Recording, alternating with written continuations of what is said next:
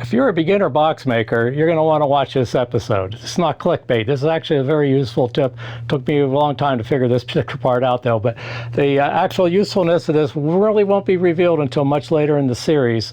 So you have to become one of my followers. That way you get notified of any new segments that are coming up. But I really do think you're going to find this particular part of the video useful. When we last left off, the one half of the box has already been glued up at a right angle, and I mounted the long and short pieces in my 90-degree gluing jig. It's time to remove them, and we're going to assemble the box.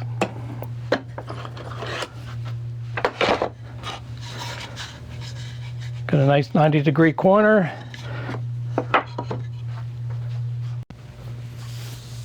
We're at the part of the project where I'm going to add the lid in the bottom of the box and fit them inside the grooves. And if you remember earlier in the video when I started out about these purple rigid foam insulation, I've added some double-sided tape, and that allowed me to stick them on the inside of the box.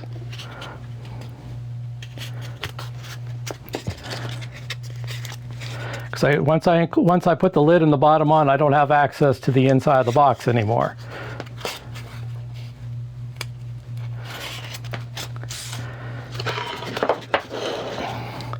And another important thing, since this is the box that the lid is supposed to represent the Ukrainian flag, the sky being, the blue part being the sky and the golden part being I guess their fields of grain and such. So when the box lid is lifted up, I want to make sure that it's lifted up in that direction. So I've already marked on the oriented the lid, the blue part of the lid, so I know where it's at. So this side will actually be my hinge side.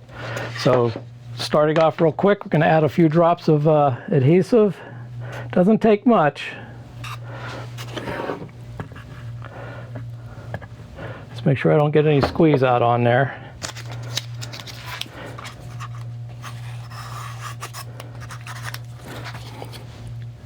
So these boxes are just made to hold. In this case, it's going to be a tea box, so it's not really going to have a lot of weight in it.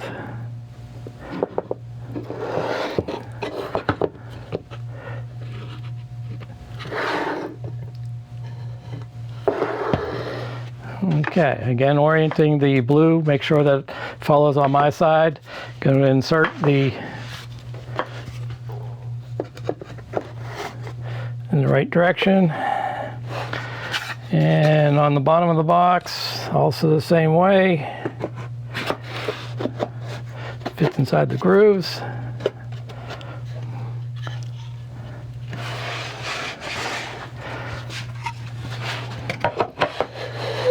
Just slide it along. Okay, we got a nice fit. Now we got to add a little adhesive on the sides of the box.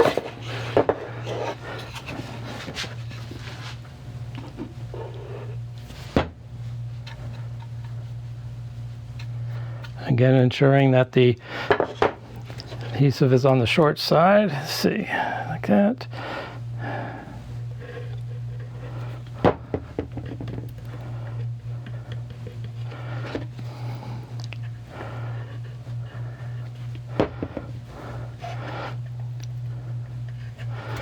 Okay.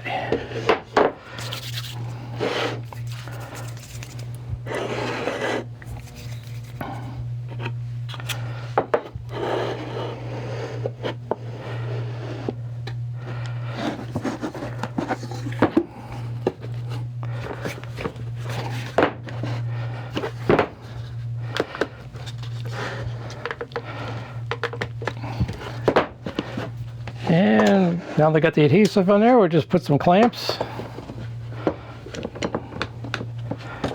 That'll hold our box nice and square when till the adhesive cures. Okay, it's been a couple hours. Take it out of the clamps. See how well we did.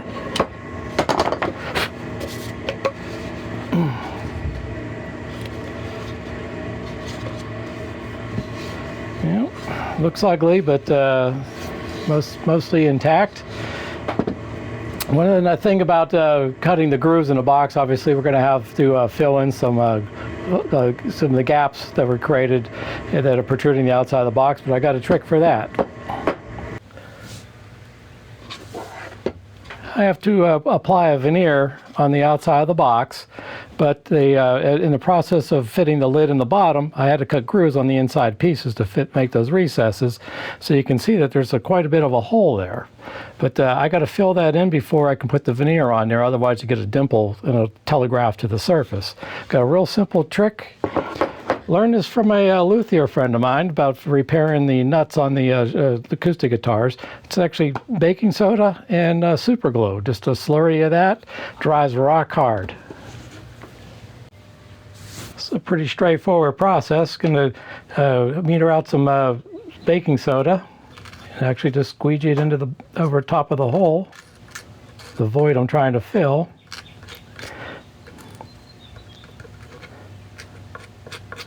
Level it off and just put a couple drops of CA glue over top and give it a little bit of a stir. Mix some more in. That's going to dry rock hard in very quick time. I mean, it's already dry. That's how quick it is.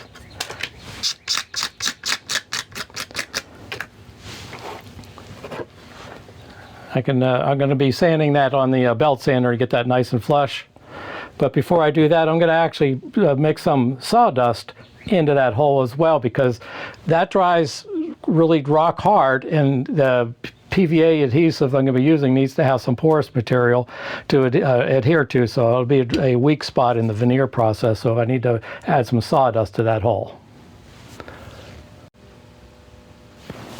I've already, when I skipped ahead a little bit here, I've already completed filling in the voids that were created whenever I cut the grooves in a box. I filled them in with the CA glue and the sawdust and the baking soda. It really does make a rock hard surface.